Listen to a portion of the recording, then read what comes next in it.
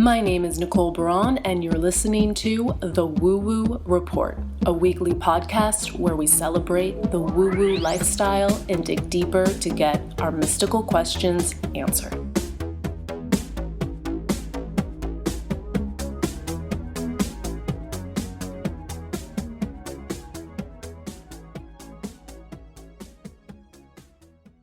All right, y'all, we are back with the Woo Woo Report, and today we have Hope Carpenter from Hope Magick. I'm so excited. Thank you for joining us, Hope.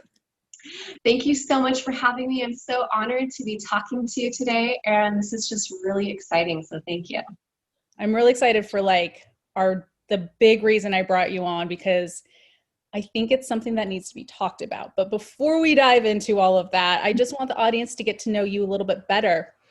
So what is your sun sign and your moon and your rising?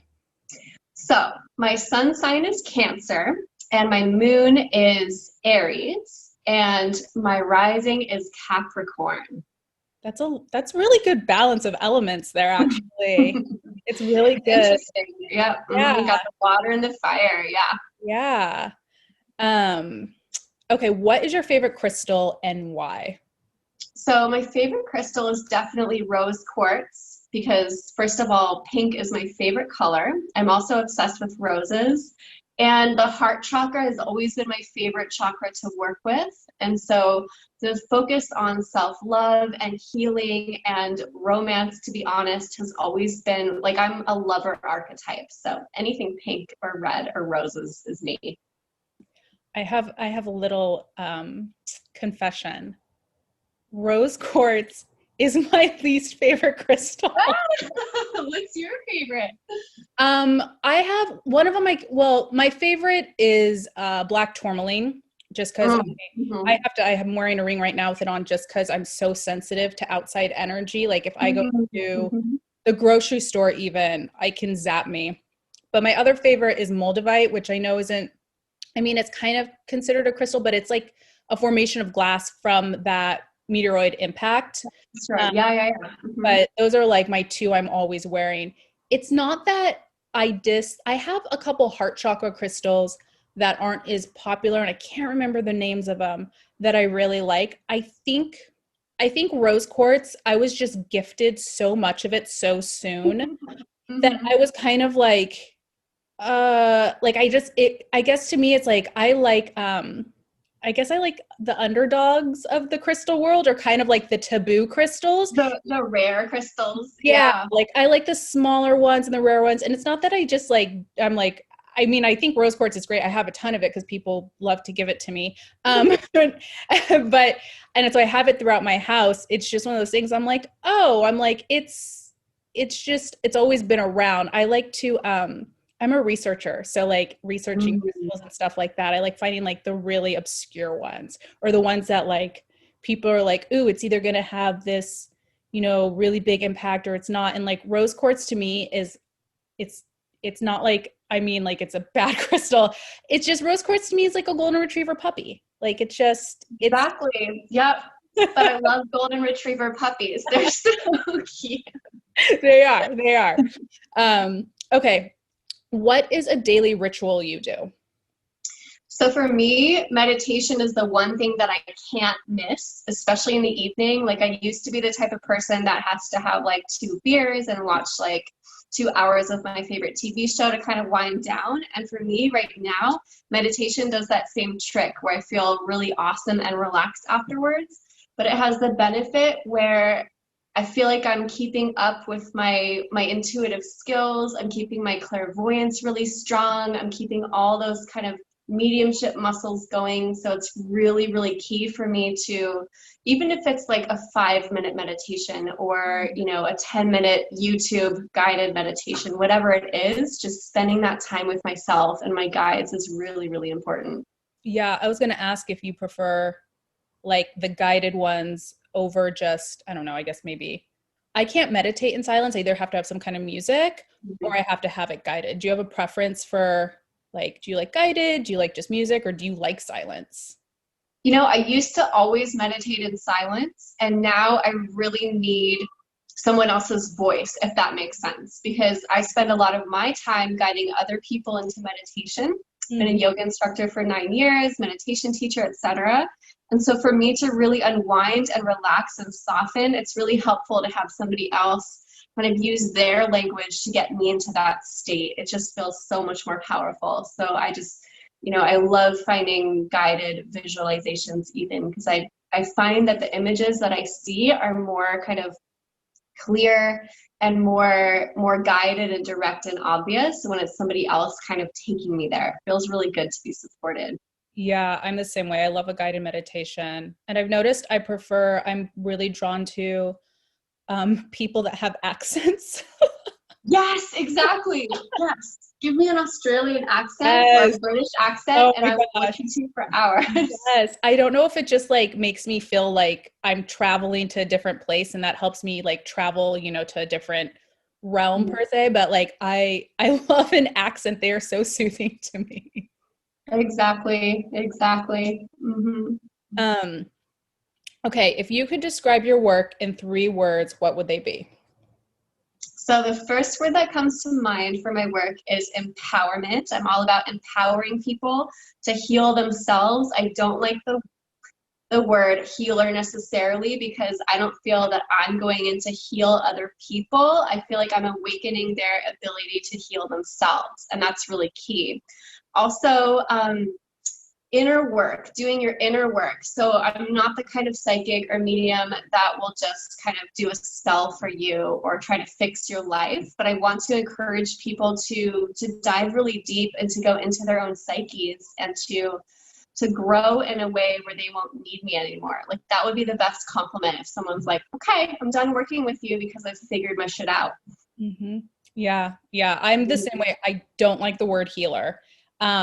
Mostly because it's that same thing, like you said, I don't want people to think that they can come to me and I like wave some dust at them and I'm like, you're healed. Like everyone's their own healer. And I think it's, we can be guides for people and hold space and support them. But whenever I hear healer, I couldn't understand for a long time. I was like, that's like, why do I cringe at that? And why am I like, ugh, And I was like, oh, because it's, it's a lovely thing to be part of people's healing journey. But then I realized I was like, oh, because when I hear healer, like it's so tight and limited sounding to me. Yeah. And, sometimes we do need somebody to hold space for us while we heal. And that creates this alchemy where the healing's possible. We can't do it alone. We need relationships. So to me, it's being a facilitator for that to happen. But if somebody doesn't want to heal on a deep level, there's no amount of work that I can do to make that possible. It has to be mutual. They have to meet me halfway. Yes, for sure. So one of your offerings you have is a goddess reading. And I've seen, once everyone starts following you on Instagram, there's all these I need to get one done. I was going to book one for my birthday and then I forgot. I'd be really fascinated with who shows up for me because I'm like, okay, so weird. But you have all these beautiful images of these portraits that you do. They're kind of like, is it graphic design sort of portraits? Because so they're digital collages. Yeah. Okay. Mm-hmm. They're so cool and interesting. I would love to if you could just share with the audience how those readings work. Yeah, definitely. So I've been a tarot reader for a really long time. I read oracle cards. And then a few months ago, I got really into digital art and making collages. And because I'm so into the divine feminine, all of my collages were about turning people into goddesses. So all my friends started asking, like, can I have one? I want to be a goddess too. And so eventually I had one of my friends saying, wouldn't it be genius if you combined your card readings with these collages? So people would get a reading and see what goddess comes up, and then you make the collage as a gift. And it's been the best project I've ever done. It's been so amazing. People feel really empowered when they see themselves as this divine reflection that they are.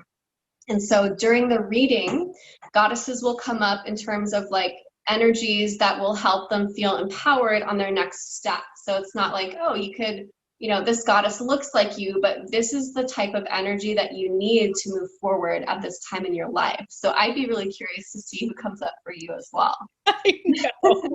Because so far, like, I feel like I've kind of I have like my main goddess guide who I feel is like always dropping the signs that she's around, even though I don't like I just feel like she's always there, right? Like, I just feel like she's always there. At the first, like, I worked with her really intensely, but ever since then, I've been like kind of interested in a couple other ones. And then sometimes like people will mention like, oh, you sound like you probably would really align with this goddess. And I like read it and I'm like, I mean, it sounds nice, but not really. I'm not getting that like spark that I have like before with certain. Yeah. So, and ultimately that spark is the most important key, because that's your connection. That's the desire that you have to connect to the goddess is the connection that you have with her. So in all my readings, sure, I'll pull cards, I'll come up with goddesses, but I always say if there's a goddess that you feel really, really deeply connected to, that's the portrait that we're going to do, because that's what matters, is that you have that connection. Yeah. I love that. Okay. So when I reached out to you and I was like, we should talk about this on the podcast, it was to an IG video that you posted, about dark entities. And I feel like this is a really good conversation, because when I was watching it, I was like, oh, someone else thinks this way too, because I felt very alone being very so deep into the psychic medium community and kind of like the, quote unquote witchy community and all that stuff. People would get very defensive when I would bring up a similar viewpoint as you about this. But I thought it would be good for us to put it out there, because I think it will click with a lot more and people maybe will feel less isolated for thinking this way, or at least just give them a new perspective of stuff, as opposed to like what we have been told in books and the media and all that stuff, right? Because I mean, I'm sure, well, maybe not. I don't know how you see when you see spirit, when you do your sessions. But for me, like, I think a lot of people think my life is like the Ghost Whisperer show, where I just see dead people walking in like the exact form of a human all the time. And I'm like, no, it's not. Am I doing it wrong? Like, I really questioned it for a long time, And I think dark entities have been portrayed in the media, in books, in music, films, television, in just a way that disassociates our energy from them, actually, even though that might not make sense. So I just wanted you to start, and then, I'll dive in and we'll kind of just talk about it a little bit more, and just talk about our opinions on what dark entities are. Perfect. Yes. So I made this video, and my intention around it was really to dispel the fears that people have about the spirit world, and kind of demystify this work that we do, and in another way decolonize our spirituality in a sense, to get away from this sort of Abrahamic religion undertone of the spirit world as we see it. So every once in a while, somebody will ask me, what do you think about dark spirits?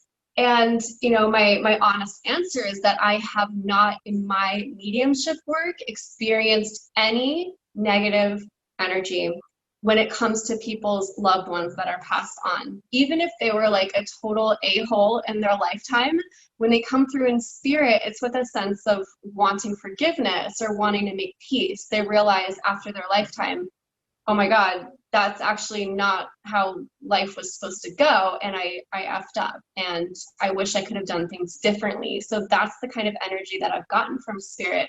I've never had a sensation where it's like, ugh, I'm getting a really bad vibe from this person. So in terms of human entities that have passed on, I've never had kind of a bad experience. And so that's just kind of evidence to me that the spirit world is full of love. Like, that's what we all kind of melt back into after we cross over to the other side.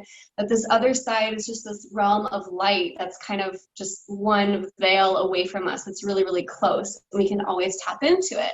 We're always getting these really loving messages from spirit. That's at least been my experience and my story and how I feel. And so when people do have experiences where they feel a presence in their house and they're afraid of it, or they get a bad vibe, or things go bump in the night, whatever it is. It's occurred to me in my work that it could be, and oftentimes is, their own kind of shadow coming up. And your shadow is everything in your mind that you've kind of repressed, everything that you've put into this long black bag that you're not ready to face. And because your body remembers all of these truths of your life, sometimes these shadow feelings will kind of come up. But because you're dissociated from it and you can't own that that's a part of you, it seems like it's coming in from someone else, right? It's that word projection, right? How we project our shadow onto other people. We're like, I'm not like that, or that's not something that, that I contain.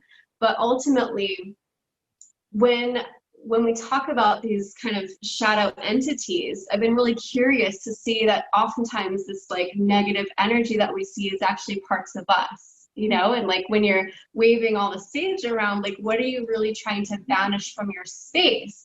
And the real question is like, how are your relationships? How is your partnership? How are you getting along with your family? Like, what are these bad feelings coming from? Does that make sense? Yeah, I definitely agree with all of that. And for me, so my mom was really sensitive when I was growing up, and we lived in a lot of quote unquote haunted houses, and there definitely was activity there. And my mom, she was also really drawn to the paranormal. Like we used to go into cemeteries, and we would go to like one metaphysical bookstore by our, like in Las Vegas at the time, I think. And but she had a ton of childhood trauma. She was abused. She was sexually abused, emotionally abused, physically abused by her father and mother. She grew up in the Mormon church. I have a lot of opinions on that. And, she was just, and already being born a sensitive, on top of that, this impact of the abuse.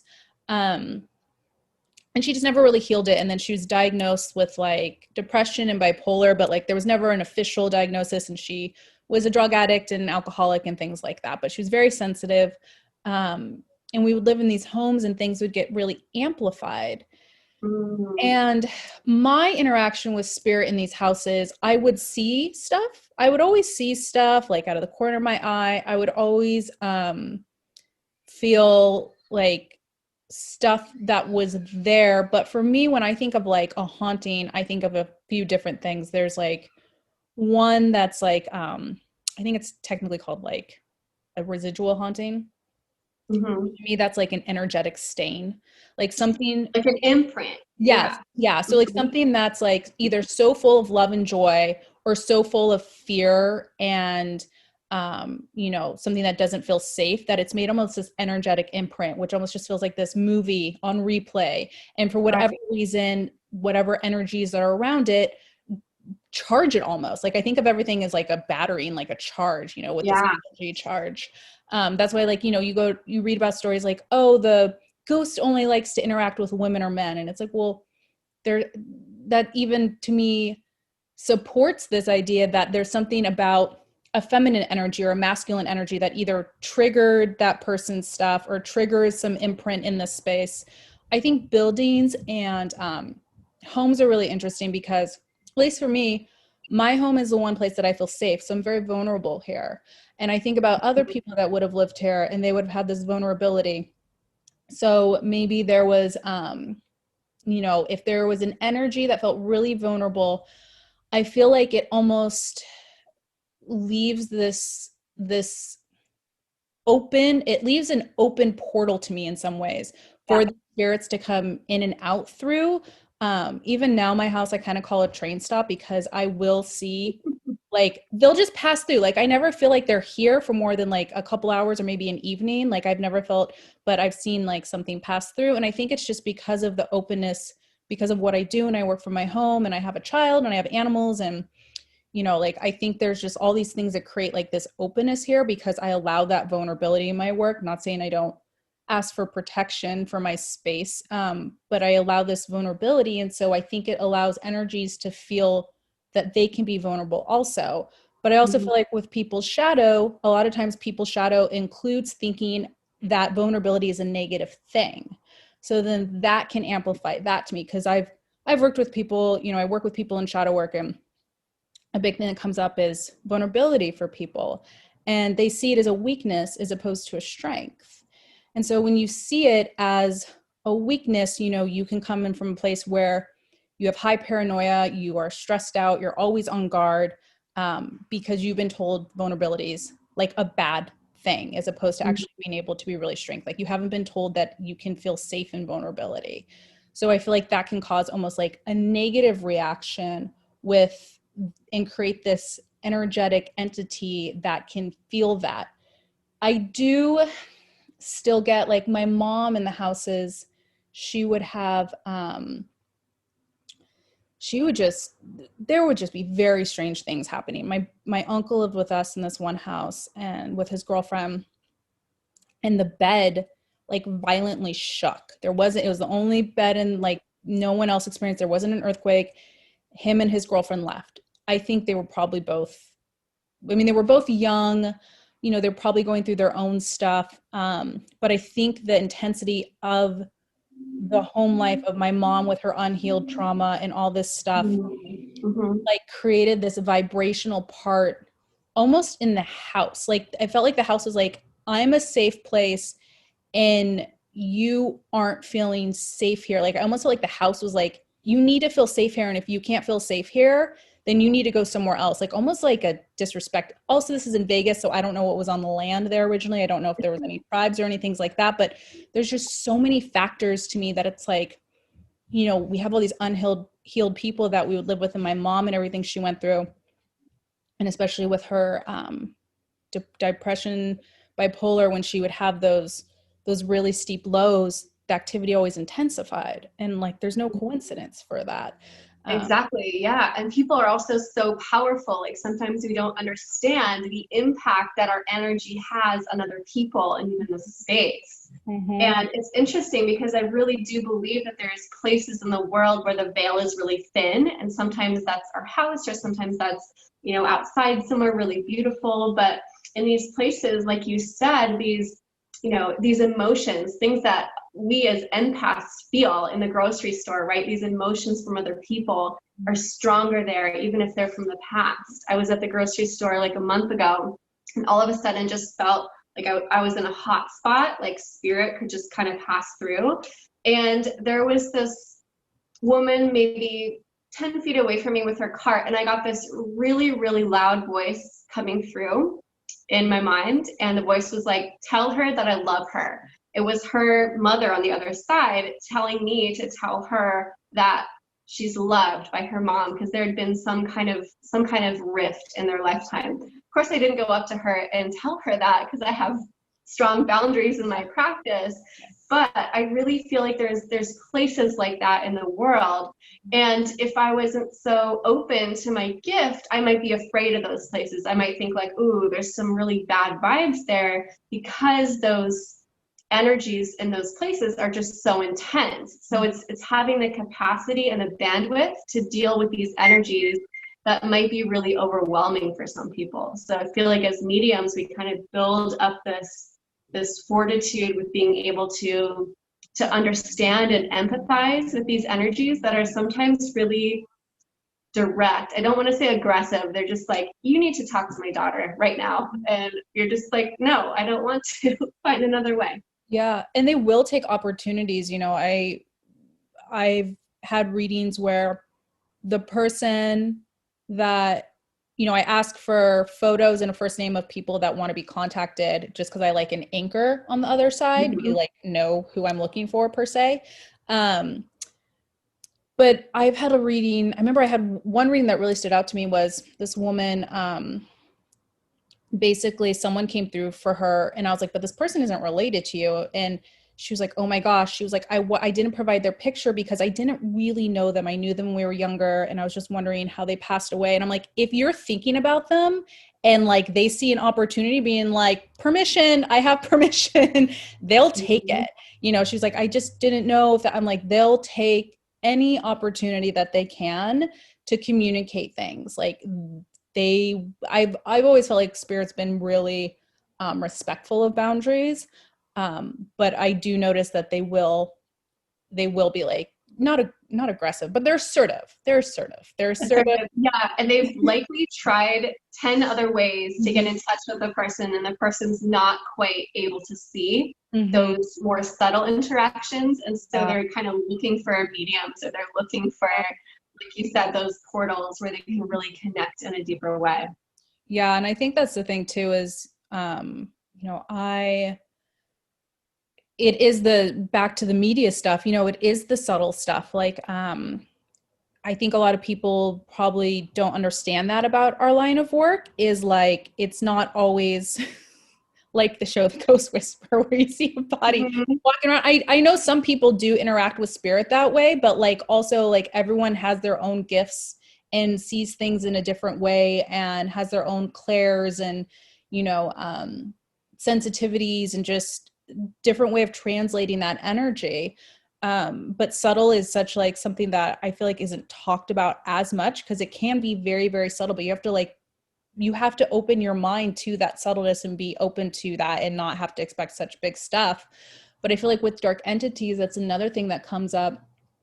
There's the, like the poltergeist activity with like throwing chairs and all that. And people will sometimes be like, it's not that bad because, I've seen something out of the corner of my eye, but they're not throwing chairs or anything. That's like, they don't always have to throw chairs.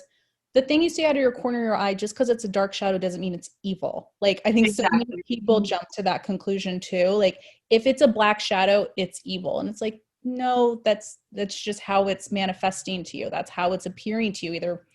That's how either they assume, at least my belief is they know that's going to get your attention, or it's just the way that your I guess vision per se or sensitivity notices things is like in a depth, perception, I guess, in that way where it would show up like black or whatever it is.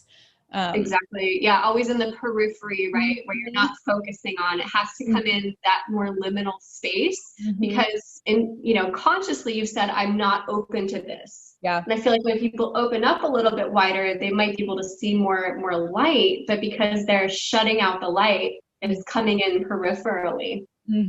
Yeah. Yeah. But I think dark entities are just, I get so, especially when at least people I've talked to where they're like, I have something in my house. What do you think it is? Or I have this, or I have that, or whatever. I'm like, I always wonder, I'm like, it's such a place that requires so much boundaries, but at the same time, I'm also, I guess, a little blunt with this stuff.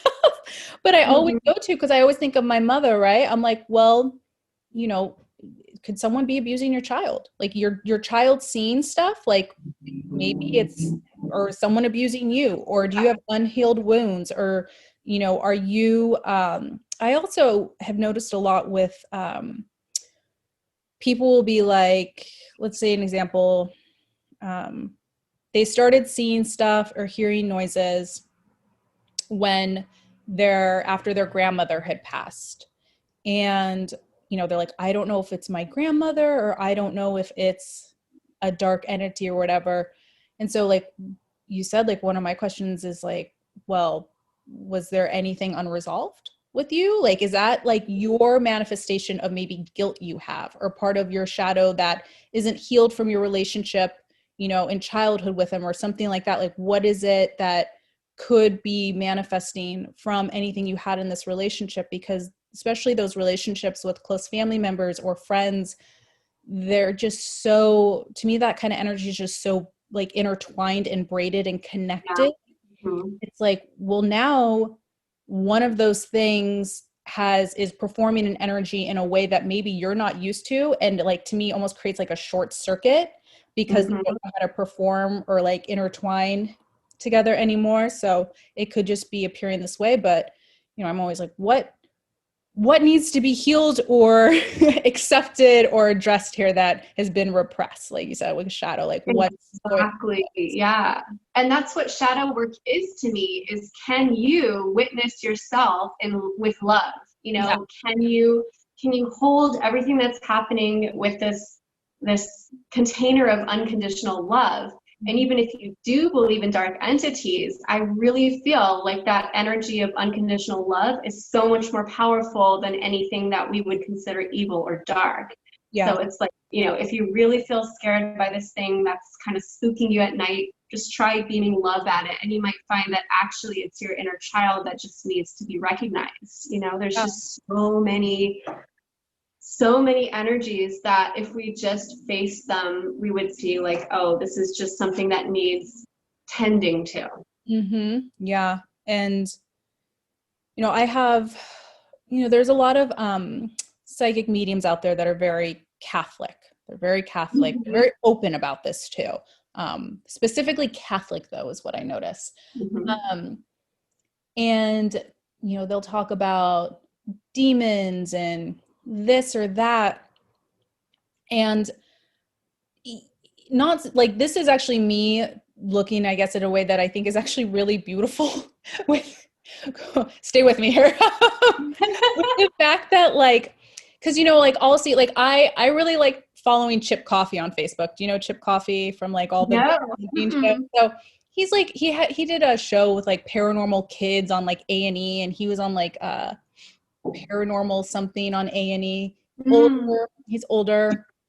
He's been doing, I think he trained with like the Warrens for a while. I think he was friends with the Warrens, but he's very Catholic. Well, he's Catholic. He's openly Catholic.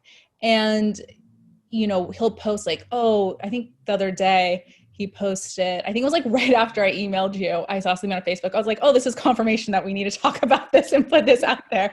But he posted about how like he was on a case and there was a demonic entity between like a boyfriend or girlfriend or whatever. And he was like, you know, don't underestimate the power of demons and don't take it lightly and all that. And I saw a lot of people commenting being like, you know, God and Jesus and all this stuff. And I was like, you know, it's really beautiful that there's this person of service that can connect and help these people in a way where they have their religion as this connection and their faith. Like to me, it comes down to that faith, right? And even though I may not believe in demons per se, besides someone's personal demons. Exactly. Yeah, your inner demons. Yeah, your inner demons.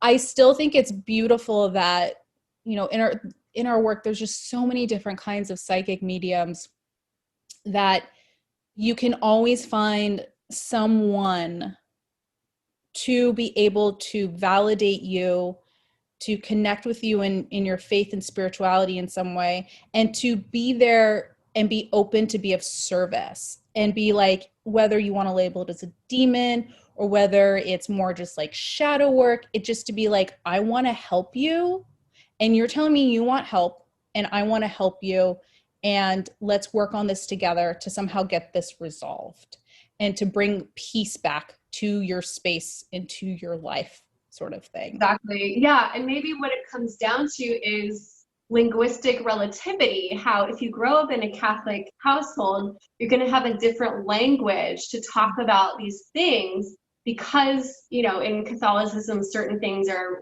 repressed or they're not talked about. So you're going to have this kind of more religious and spiritual language to talk about these same issues. Whereas in a household that's more about like depth psychology and shadow work, we're going to have different words to talk about the same phenomena. Yeah. So I like that idea of honoring where someone's coming from. And that's my background in anthropology, always kind of honoring someone else's truth as valid. You know, your truth is as valid as mine, and I'm not going to make you wrong. And I guess for me, it's about kind of, again, dispelling like the fear-based living, the fear-based narrative where we're getting away from people not feeling empowered in their lives. Yeah. And it's really, you know, I did this, it was like an IG live, I guess interview, or I don't know, but it was with someone else had me on their IG channel. And it was at the beginning of when everything kind of got shut down because of COVID. I remember she asked me, she's like, what's something that everyone should be working on this year? And, you know, me, I was like, shadow work.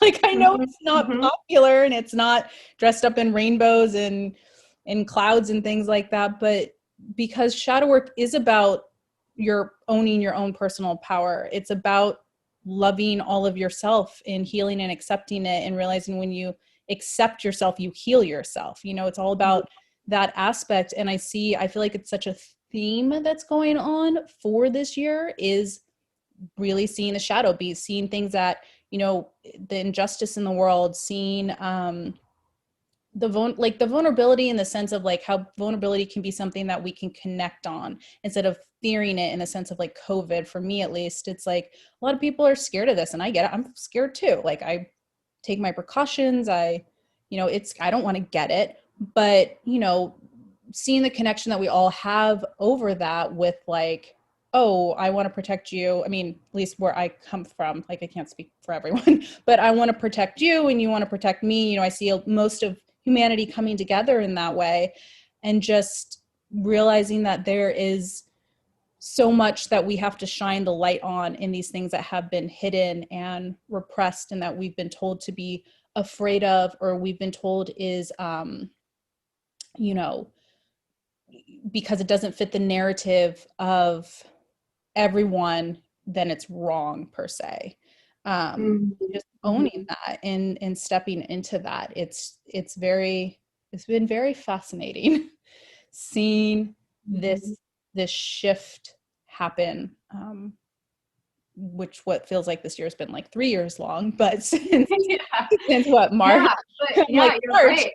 I feel like shadow work gets kind of a bad rap because people associate shadow with like darkness and think that darkness is bad, but darkness is just half of your wholeness, right? So it's about integration and healing and loving yourself more, because you're willing to reclaim parts of yourself that you'd kind of cast off. And yeah, I forgot my next thought, but yeah. Yeah, no, but yeah, I'm glad to have you on here to talk about that, just because, I just see a lot of that, and it's not so much like if people are like, nope, it's a demon, like, own it. If that's what you identify it with it as, is if that's what for you feels safe, like, even though no one's going to be like, I have a demon in my house, it's totally safe, but like, we attach titles to everything, right? Because we need to give something an identity and feel safe in some way, or protected from it, or removed from it for whatever reason, or brought closer, but in this case I would say removed. But it's just something that I was like, what if we, like you said, like, talked about this in a way that you could own and take the power back and work on healing it yourself. And like you said, like, we're so powerful as humans. And I mean, we've seen the good and the bad of that, right? Like, we've seen how that can really help a lot of people, but it can also destroy a lot of people. And that's just part of the human experience. And it's that duality. And it's just something that we can't balance in the world until we accept those parts of ourselves and we work to keep that balance for ourselves. It's just, we have to start here, right? We have to start with our own energy and then project it outward. It's like unhealed people. What is it? There's like some saying. Hurt people. That's it. Hurt people. Yeah, I'm like, unhealed people. What are they? Yeah, exactly. And that's why when talking about protection, everyone uses white sage, which is endangered, but I love teaching protection in different ways. And the way I think about psychic protection is it's just talking about boundaries with people, but in a way that feels exciting and that feels mystical. It's like, you'll sprinkle some ice cream salt in the four corners of your house, and then you're going to have your black crystals, and you're going to have make sure you always have like a white candle lit. And it's just like making it feel empowering to set boundaries, in a magical way. I feel like it's a really beautiful thing to do. Yeah, I totally agree. Yeah, boundaries are my favorite. They've been probably my biggest lesson in life. But yep, love boundaries, because you have to, that's one of the most beautiful things you can do for yourself is to set boundaries. And I know that's getting a lot more popular too, is like boundaries and healthy boundaries. And I always love seeing like what is it? The holistic psychologist. That's it. Yeah. Yeah, Whose name is also Nicole. But whenever she posts like ways to say boundaries, right? Like I find it so helpful because I still sometimes struggle. I'm like, I want to say no, but what's another way to say no? Because I don't necessarily really want to just say no to that person, but what's like another way I can say no? So language is important too, right? Like spells, like you post, I feel like you post like love spells and stuff like that, or love rituals. Rituals, yeah. Yeah. Like, you know, just saying stuff, affirmations, like our words are so powerful, right? And it even comes down to I'm going to go back to like the demon Catholic thing, but what do? They sprinkle water, they sprinkle holy water, and they recite something from the Bible, and that's what will cast the demon out. You know, like it comes down to elemental things, an element, water, and our words. And it's like, that's amazing. Like if you really remove just even the religion part or the demon part, like it's still beautiful and amazing to be like, I'm going to use this element and I'm going to use my words and I'm going to use my personal power to do that. Exactly. And then it's like you don't need that middleman either of the exorcist to do that. Yeah. Like, yeah. You can do it yourself. 100%. Yeah. Yeah. Well, still one of my favorite movies. I know. I love horror movies. It's like it's a guilty pleasure. It's just so fun because we know there's like a grain of truth in the whole like mask of the horror. There's like something underneath it. It's always about family or healing or bringing back together or solving a mystery. It's always like a really like wholesome topic, but it's kind of shrouded in this like evil dark vibe. It's really fun. Yeah, I love The Exorcist and the Amityville Horror. It's so good. Yeah, all the mystery there, all the elements of religion too. Okay, so one question that I always ask at the end of my interviews is, well, this will be interesting too, right? Because we've talked about negative energies, but do you believe in ghosts? And do you have a ghost story you can share? Yes, I definitely believe in apparitions, and I do have a ghost story to share. And this is about, so I live in San Diego. This is about my first time camping out in the desert here in Anza Borrego, which is on Kumeyaay land. So all of San Diego is unceded Kumeyaay territory. So first time camping there ever was in October. So the weather gets really interesting. There's a lot of storms. And as we were heading out to go camping, it was four friends. One of my friends said kind of like as a joke, like, hey, I was looking it up and it's actually tarantula mating season right now. So we all kind of laughed and we got out there, we set up our tents. It was really interesting. Like half the sky was this like black thunderstorm. The other half was this like light rainbow kind of energy. And so we set up our tents and we pull out some tarot cards, of course. And who shows up at our campsite but a giant tarantula? And this tarantula like won't leave. He starts kind of circling us and circling around the whole campfire. And if you could imagine 4 grown-ass adults shrieking and running away from a little tarantula, it was actually really hilarious. But anyway, so the sun set and we had our campfire going. And a ways away, maybe half a mile away, we all started hearing what sounded like 200 men singing and drumming. So we kind of heard this sound, and in my mind I'm like, okay, it's probably like one of those like sacred masculine like men's groups, or it's like some kind of like church doing their weekend out in the desert. So kind of brushed it off and went to bed. And then this great big lightning storm was happening. There was thunder and lightning, so it was all very dramatic. And then the singing and the chanting and the drumming just got louder and louder. And eventually we started hearing footsteps around our tents, and our friends said the same thing in the morning. We all heard people walking in circles around our tents.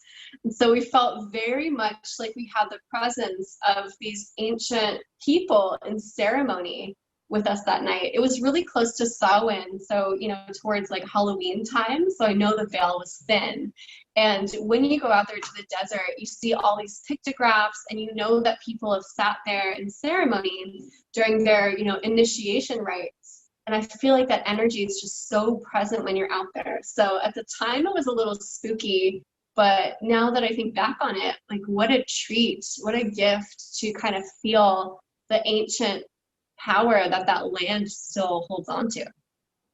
That's awesome.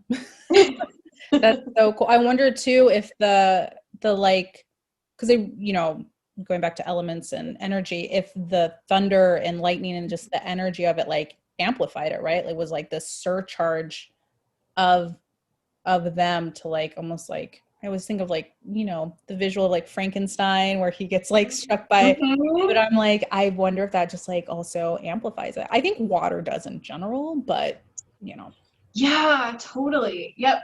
And even the whole desert, just it feels like the veil is really thin out there because it's so elemental and it's so just only the essentials. There's no kind of extra stuff out there. Everything's really kind of survival based, so it feels very alive with spirit and with energy. And even having the tarantulas moving through was really cool because it's like that kind of grandmother's spider energy. So it's just, yeah, all of it was just super powerful. That's so cool. I love that story. Okay. Where can we find you online? Where we can find you on IG? How do we book a goddess session with you? Tell us the deets. Okay. So on IG, I'm at Hope Magick, and it's HOPE, which is my name, and then Magick spelled with a K. So MAGICK. And you can totally book with me through the link in my bio on there, or go to my website, which is hopemagick.com. Yay. Thank you so much for coming on the show. I look forward to, maybe I'll just do it after our interview, booking a session with you to see what goddess comes forward with me, because I'm always intrigued by, the goddess energy. Yeah, it's always just interesting to see kind of how relevant it is. It can even be somebody that, is ancestrally kind of coming through for you that you wouldn't have thought about. So yeah, I love that. Thank you so much for having me on. It's been such an honor and just such a pleasure to chat with you and talk shop. Yeah, thank you. Thank you so much.